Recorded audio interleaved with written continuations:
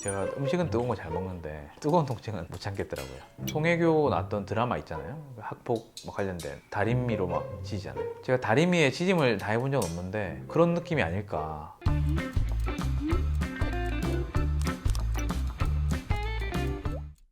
안녕하세요. 네임드의사가 되고 싶은 부산 피부과 의사, 피부과 전문의 황성환입니다. 지난 겨울 동안 정말 시술이 많아서 힘들었는데 많이들 궁금해하시는 내용이 해당 시술의 효과, 그리고 또 얼마나 지속되는지, 마지막으로 통증이 얼마나 심한지 거기에 대해서 많이들 물어보시는 것 같아요. 오늘 그래서 이 통증을 꽤 편하게 받을 수 있는 수면 마취, 그리고 무통 마취라고 부르는 수액 마취에 대해서 간단하게 알아보겠습니다. 실제로 아픈 것 때문에 고민하신 분 있어요? 그렇죠. 왜냐면 저도 아픈 거 너무 싫어하기 때문에 아프면 못 받죠. 원장님 봤을 때는 제일 아픈 시술은 뭐였어요? 저는 써마지가 진짜 아팠던 것 같고요. 되게 뜨거운 통증이거든요. 제가 음식은 뜨거운 거 잘 먹는데 뜨거운 통증은 못 참겠더라고요. 송혜교 나왔던 드라마 있잖아요. 학폭 관련된 다림미로 막 지지잖아요. 제가 다림미에 지짐을 다 해본 적은 없는데 그런 느낌이 아닐까. 되게 뜨겁고 진짜 살이 타들어가는 그런 느낌이니까 시간이 지날수록 더 이렇게 올라가거든요. 처음에는 뜨겁네 하다가 나중에 죽겠네로 변하고, 중요한 게 너무 고통스러우면 효과가 좋더라도 그 다음번에 다시 하기 힘들다고 생각하거든요. 피부가 좋아지려고 하는 과정과 시간인데 끝나고 나서 할만했다, 괜찮았다 돼야지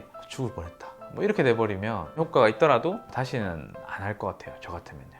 피부과 시술 중에서 보통 일반적으로 하는 마취는 첫 번째가 연고 마취, 가장 간단하고 특별한 부작용이 없고, 바른 다음에 30분 지나서 시술을 시작할 수 있는 일반적 연고 마취인데, 피부에 되게 표면만 마취하는 거기 때문에 레이저 시술 시는 적합한 마취라고 볼 수 있는데, 보통 주사로 찌르는 시술을 하거나 피부 깊숙이 침투시키는 강한 통증을 동반한 시술할 때는 안 한 거보다 낫지만 효과가 엄청 좋다고는 할 수 없는 그런 마취죠. 두 번째가 신경 마취, 얼굴 앞면에서 특정 부위를 마비시켜 가지고 시술하는데, 보통 눈 밑에 시술을 하거나 볼이나 팔자 쪽에 시술을 하게 되면 이쪽에 신경을 마비를 시키거든요. 이쪽 할 때는 통증이 덜한데 옆에는 또 어떻게 할 수 없다는 그런 단점이 있어서 눈 밑을 시술할 때나 팔자 부위, 앞에 볼 부위, 그런 시술할 때 보통 쓰는 마취고, 세 번째가 수면 마취, 자게 하는 거거든요. 통증을 못 느낀다기보다는 그 시간 동안 깊은 잠에 빠져 있고 깨어나도 그걸 기억 못 하는 거죠. 수면 마취를 권장드리는 경우는 통증에 가장 예민하고 저처럼 너무 무서움이 많거나 두려움이 많은 분들한테 하는 거고, 내시경 같은 거 할 때 쓰는 방식이기도 해요.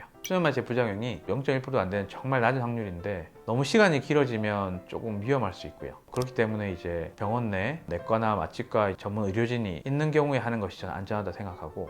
써마지 울세라 같은 건 오래 걸리는 거죠? 써마지 울세라가 수면 마취가 위험하다고 할 수는 없어요. 지켜진 프로토콜을 지키고 금식하고 오시게 하고 혈압이나 이런 거 체크하고 하니까 위험하다고 볼 수 없는데, 마취하고 나면 운전하기가 좀 그렇고 잠이 들고 깨는데 시간이 좀 걸리기 때문에 시간을 좀 여유 있게 두고 오셔야 된다는 그런 게 있어요.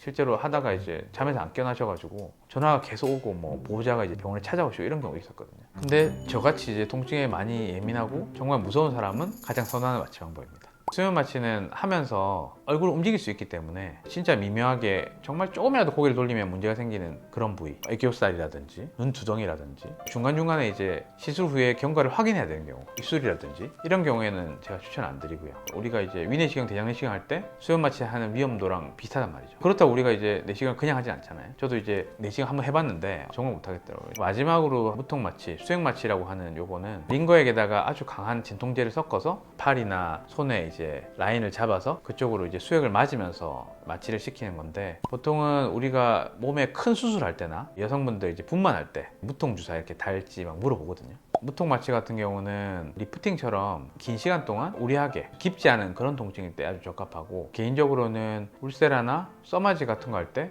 마취 연고를 먼저 바르고 무통 마취까지 하면 수면 마취 받는 거랑 거의 근접한 정도의 통증을 줄이는 효과가 있지 않나 이런 생각이 들어요. 제가 굳이 비유하면 요런 느낌? 아프긴 아프잖아요. 근데 이 순간을 우리가 고통이라고 생각하지 않듯이 무통 마취 잘 활용하면 긴 시술도 안전하게 받을 수 있는 것 같아요. 끝나고 나서 일반적으로 운전하시거나 일상생활 하는데 전혀 문제가 없고, 시술하면서도 의료진하고 대화하거나 커뮤니케이션 하면서 시술 받을 수 있고, 그런 여러 가지 장점이 있죠. 엉덩이 주사 맞는 거에 대해 큰 두려움은 없다, 그러면 저는 무통 마취 하셔도 될 것 같고요. 나는 너무 두렵다, 피 뽑는 거나 엉덩이 주사도 난 맞기 무섭다, 그리고 주사 시술도 같이 한다, 이런 경우에는 수면 마취가 더 나을 것 같아요. 얼굴 전체적으로 스킨 부스터를 맞는다고 하면 보통 한 10분 안에 끝나거든요. 수면 마취를 하면 10분만 자면 되는 거예요. 아주 편안하게 받을 수 있죠. 오늘은 이제 수면 마취랑 무통 마취에 대해서 말씀드렸는데 저희가 수면 마취나 무통 마취를 안 하고도 시술을 많이 하거든요. 근데 이런 걸 하는 이유는 좀 더 강하게 하면 더 좋은 결과를 낼 수 있고요. 지금 하면서 이제 내과 원장님도 계시고 마취과 원장님도 계시고 병원에 전문 간호사도 있고 안전에 대해서 충분히 저희는 준비를 하고 있기 때문에 자신 있게 권할 수가 있는 거고 안 할 수 있으면 더 좋고요. 필요하다면 굳이 이런 마취 방법을 피할 필요는 없을 것 같아요. 저는 추천드립니다.